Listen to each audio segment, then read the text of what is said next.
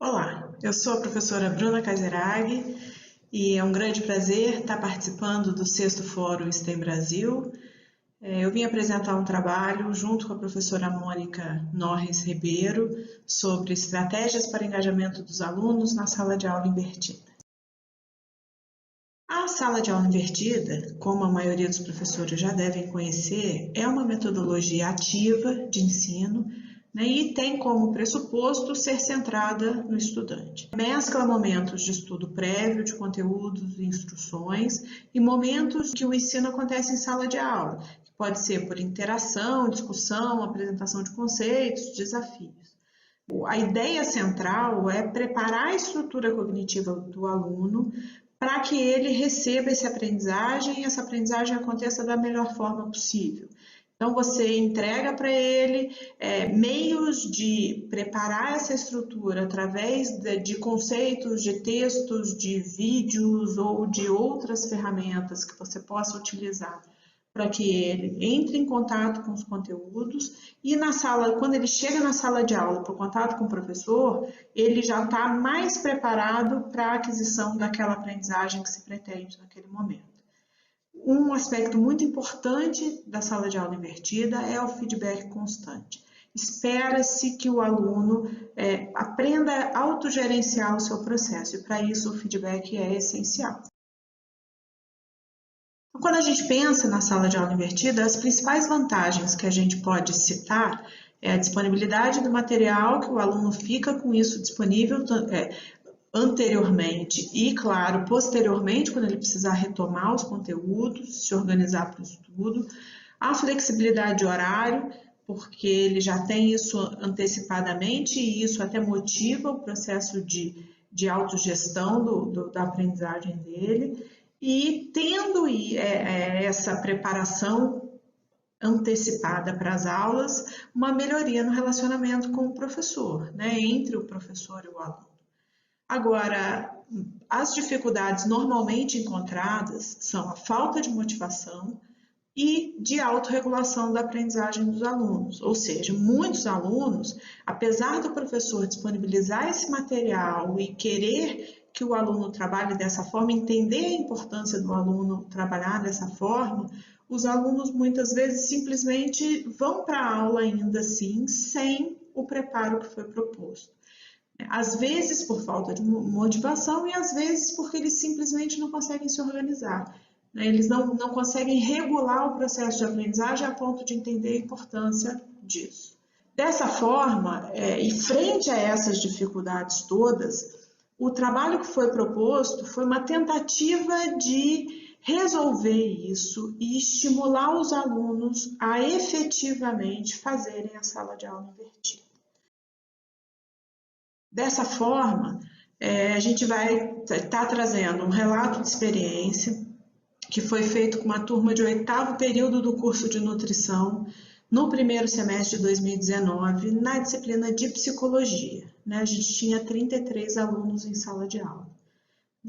Para dar psicologia é uma disciplina, principalmente para quem não faz psicologia, e na área da saúde o tipo de raciocínio é muito diferente, precisa muito de leitura, precisa que eles entrem em contato com a literatura, precisa que eles compreendam os conceitos, que são conceitos às vezes distantes para eles, e essa leitura é essencial para a aprendizagem. Compreendendo isso, foi proposto uma série de leituras prévias, os textos foram todos selecionados a princípio e eram passados no mínimo com uma semana de antecedência. E essas leituras prévias, elas eram organizadores para momentos de discussão, debate na sala de aula com o professor. A gente dava a leitura e depois discutia-se os assuntos dentro de sala de aula. Às vezes com aulas dialogadas, às vezes com TBL, às vezes com outras estratégias que iam sendo organizadas no processo. Mas essa leitura nem sempre acontecia conforme a gente queria. O que a gente via em semestres anteriores era que essa leitura não acontecia da forma como se esperava.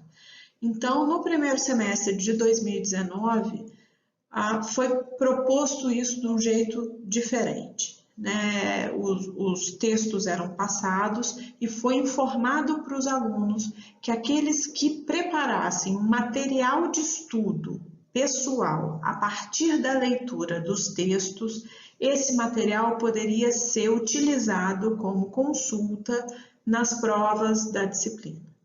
Os alunos já reconheciam a disciplina como tendo provas que não eram provas simples de serem feitas, nem muito fáceis, eram provas que exigiam um raciocínio, e dessa forma entendeu-se que o material de consulta, que só seria permitido usar como consulta esse material na prova, nenhum outro material de consulta foi autorizado durante a prova, né, seria um motivador para a leitura prévia e para um estudo prévio, né, tendo que elaborar um material de estudo a partir dessa leitura.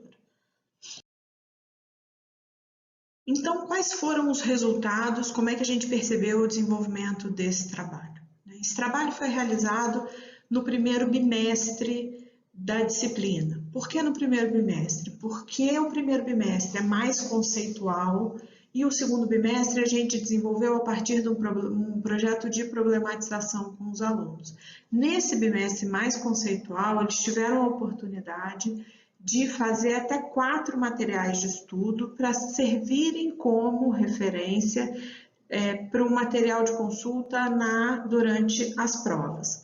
Então, desses 4 possíveis materiais que eles podiam desenvolver, que não era obrigatório, que não valia ponto, mas só servia para que eles pudessem utilizar como material de consulta, 7 alunos fizeram todos os 4 materiais, ou 21% dos alunos fizeram todos os 4 materiais. 27% dos alunos, 9 alunos, fizeram 3 materiais.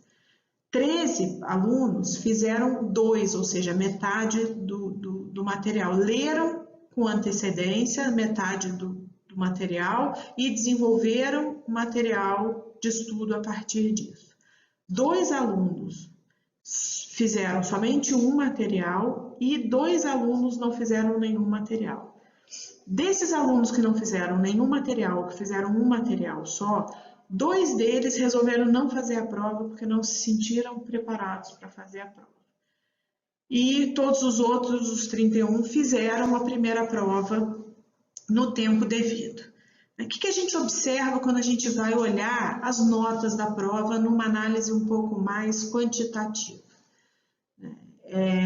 A gente não percebeu diferença significativa entre os alunos que não tinham usado ou que não tinham feito nenhum material, até aqueles alunos que fizeram 3 materiais. Só entre os alunos que fizeram efetivamente os 4 materiais e que, em consequência, leram os 4 materiais antes da aula, esses alunos tiveram um índice de acerto de 85% da prova. É interessante destacar um pouquinho a característica da prova. A prova foi feita com cuidado para ser uma prova com muita aplicação de conteúdo, e que envolvesse não conceitos em si, mas que envolvesse a forma como esses conceitos deveriam ser aplicados no dia a dia do nutricionista. Então, eles dificilmente encontrariam no material que eles tinham a resposta, mas eles teriam que interpretar esse conteúdo e transformar eles em exemplos ou utilizar eles para interpretar e justificar o que estava sendo proposto, de atividade avaliativa. O que a gente consegue, então, aprender com essa experiência?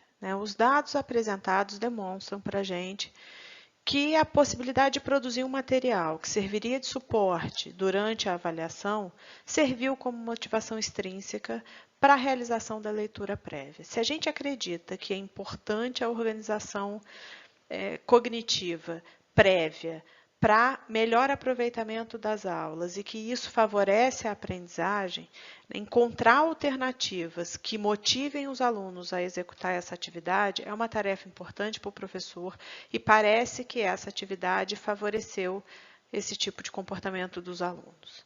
né? Além disso, a gente consegue estabelecer uma correlação positiva entre o estudo prévio de todos os textos e os acertos na avaliação, né? O que indicaria uma melhoria da aprendizagem desses alunos, né, a partir da participação efetiva na metodologia empregada. O que indica para a gente que é uma estratégia interessante e que pode ser reproduzida e replicada em outras situações. A gente agradece muito a atenção de vocês e se alguém tiver algum interesse, pode entrar em contato que a gente está à disposição. Muito obrigada.